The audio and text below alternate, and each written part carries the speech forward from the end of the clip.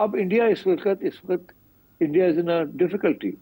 अभी मैं एक इंटरेस्टिंग मजमून पढ़ रहा था हम्म। कि अभी कुछ चंद रोज पहले चाइना ने अपना अल्टरनेटिव बैंकिंग सिस्टम, जो कि चाइनीज करेंसी के ऊपर बेस्ड है but not on dollar dollar, वो लॉन्च कर दिया है। हम्म। और वो लॉन्च उस ऐसे किया है कि जो बैंकिंग ट्रांजैक्शंस हैं वो, अगर आप जो इस वक्त कैपिटलिस्ट सिस्टम में अंदर स्विफ्ट है, वो दो आपने आज से यहाँ से पैसे कहीं और भेजने हैं तो एक बैंक के पास जाएगा, फिर दूसरे बैंक के जाएगा, फिर उधर से इधर जाएगा।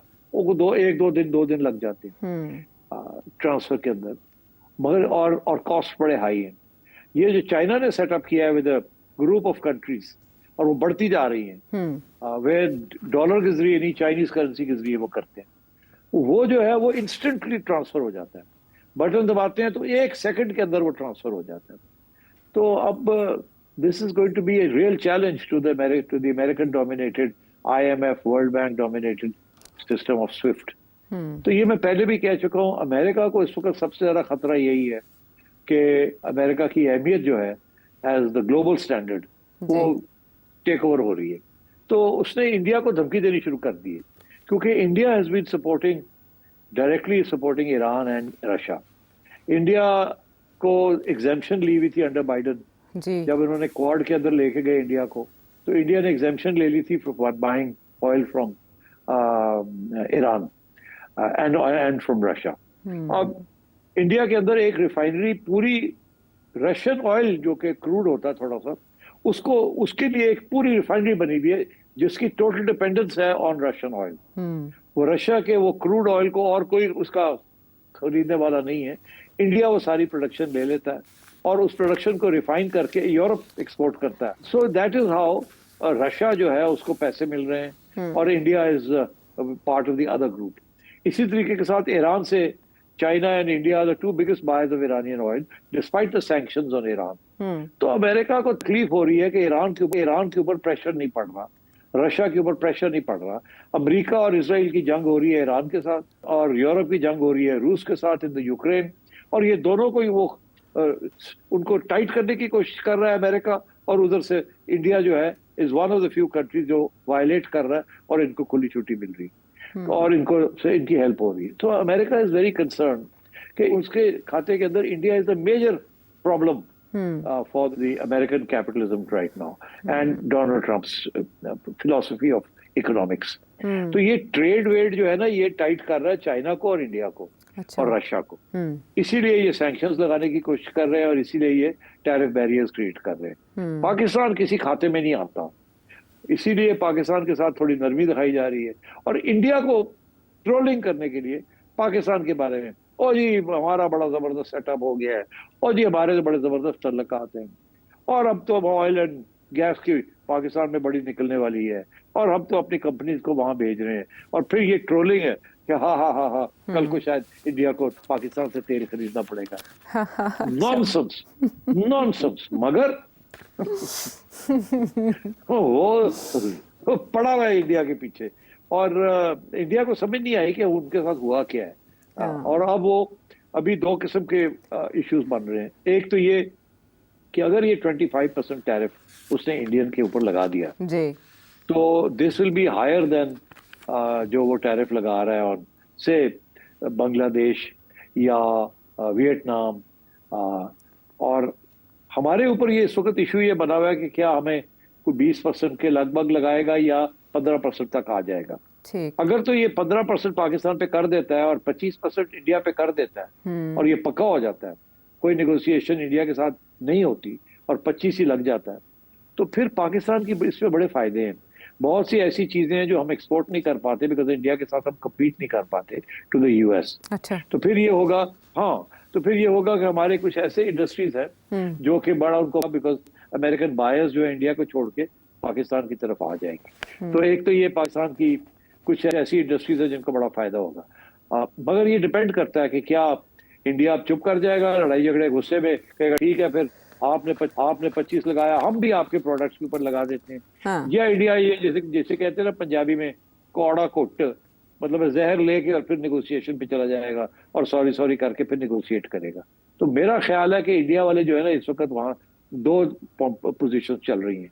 एक तो ये कि go to hell with Donald Trump, हम भी इनके ऊपर टैरिफ लगाते हैं। दूसरा ये है कि नहीं नहीं, don't be stupid, let's go renegotiate, कौड़ा कुट करो, we can't afford it because it will be a very major blow to Indian exports. ये 25% अगर लग जाता है तो, और इंडिया फिर इनके ऊपर लगा देता है, तो उनकी क्या है, वो 40 बिलियन से 30 बिलियन हो जाएगी, कम हो जाएगी।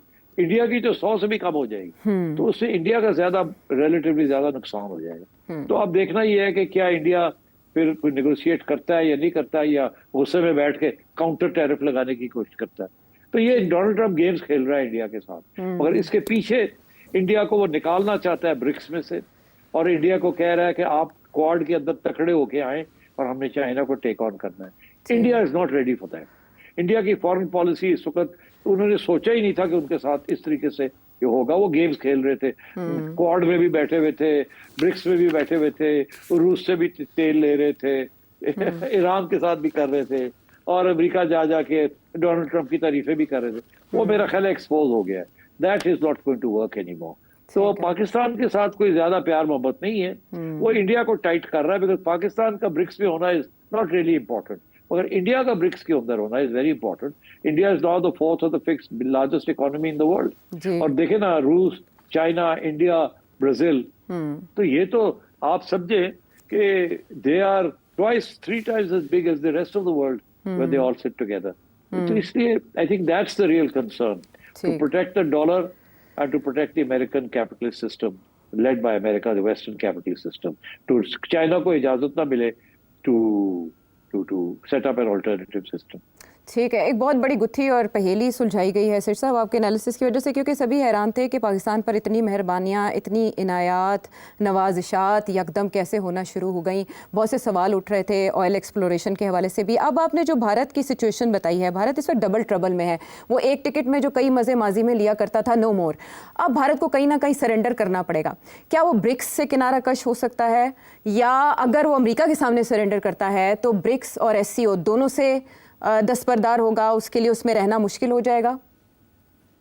नहीं, SCO is not a problem, BRICS is the problem. और इंडिया ब्रिक्स नहीं छोड़ेगा, इंडिया वापस जाएगा अमेरिका के पास रीनेगोशिएट करने, तो फिर हाथ पैर जोड़ेगा वहां, और फिर कोई कमिटमेंट्स करेगा। मगर क्या करेगा, डोनाल्ड ट्रम्प मानेगा या नहीं मानेगा, आई कांट से। वो तो बहुत सख्त डील करने की कोशिश करेगा। तो ये एक क्राइसिस है इंडिया के लिए। It's not going to be easy to get out of this crisis, तंग करेगा। मगर बात ये है कि पाकिस्तान को भी जरा सोचना चाहिए।